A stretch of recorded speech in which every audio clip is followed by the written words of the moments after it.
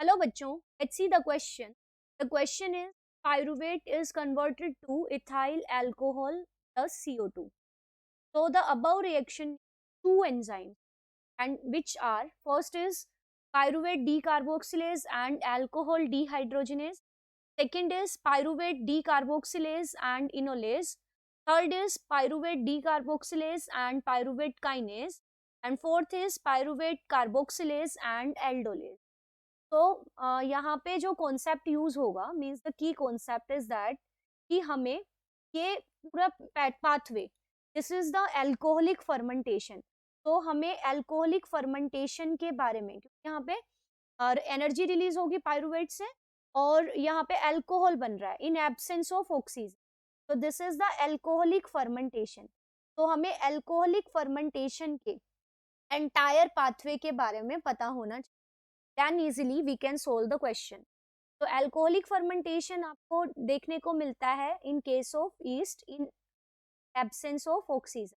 जब ईस्ट को बिना ऑक्सीजन की प्रेजेंस में रखते हैं तो ईस्ट के अंदर अल्कोहलिक फर्मेंटेशन होता है.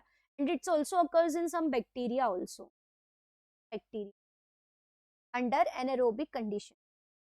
तो इसमें होता क्या है?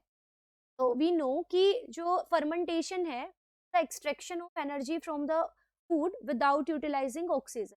तो पहले क्या होगा कि ईस्ट को जैसे हम मान के चल रहे हैं तो हम ग्लूकोज की प्रेजेंस में, ईस्ट को हम ऐसे मीडियम में रख रहे हैं जहाँ ग्लूकोज है. तो पहले ग्लाइकोलिसिस के थ्रू ये ग्लूकोज टूटेगा into the pyruvic acid and one pyruvic acid is having 3 carbons. तो ये जो ब्रेकडाउन है शुगर का पायरुविक एसिड में, it is called the glycolysis and it occurs in 10 steps जो कि साइटोप्लाज्म के अंदर होंगे. अब जो ये पायरुविक एसिड बना इसके साथ क्या होगा? तो इसका कन्वर्जन होगा अल्कोहल में. तो पहले ये पायरुविक एसिड,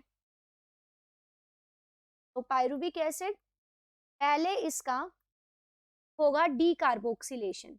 तो व्हेन वी से कि ये डीकार्बोक्सिलेशन हो, तो decarboxylation means removal of CO2. तो पायरुविक एसिड के अंदर 3 कार्बन है, तो इसका एक कार्बन रिमूव हो जाएगा in form of CO2 and the removal of CO2 is the decarboxylation. तो यहाँ पे जो एंजाइम इन्वॉल्व होगा that enzyme is the pyruvate decarboxylase. यहाँ पे पायरुवेट का डीकार्बोक्सिलेशन हुआ है.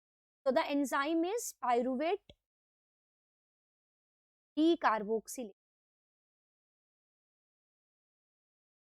तो इसके अंदर बनेगा क्या? The end products of this reaction will be pyruvic acid change हो जाएगा into the acetaldehyde which has 2 carbons और यहाँ पे रिलीज होगी CO, एक CO2 यहाँ पे रिलीज हो गई. अब जो ये एसिटाल्डिहाइड बना फर्दर इसका होगा अब रिडक्शन. तो जो एसिटाल्डिहाइड है which is the 2 carbon compound aldehyde, तो एसिटाल्डिहाइड का होगा अब रिडक्शन. रिडक्शन होगा और रिडक्शन के लिए जो हाइड्रोजन चाहिए that will come from the NADH is the reduced form of coenzyme NAD. तो इसका हाइड्रोजन इसके साथ ऐड हो जाएगा, ये अपना हाइड्रोजन इसे दे देगा and it will be changed into the alcohol और इथेनॉल. अल्कोहल और इथेनॉल बनेगा और साथ में NAD रिड्यूस था, अब ये ऑक्सीडाइज हो जाएगा, NAD पॉजिटिव बना दे.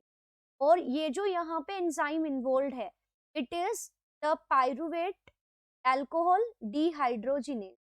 तो यहाँ पे अल्कोहल, यहाँ पे डिहाइड्रोजिनेशन हुआ NADH, तो इसका इसलिए इसको कहा डिहाइड्रोजिनेज. तो alcohol dehydrogenase.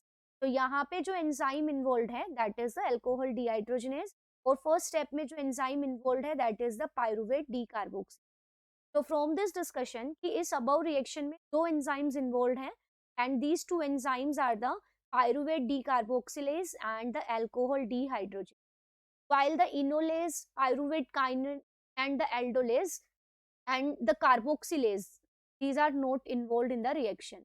So from this discussion it is clear that the right answer is option A. I hope you understood it well. Best of luck. Thank you.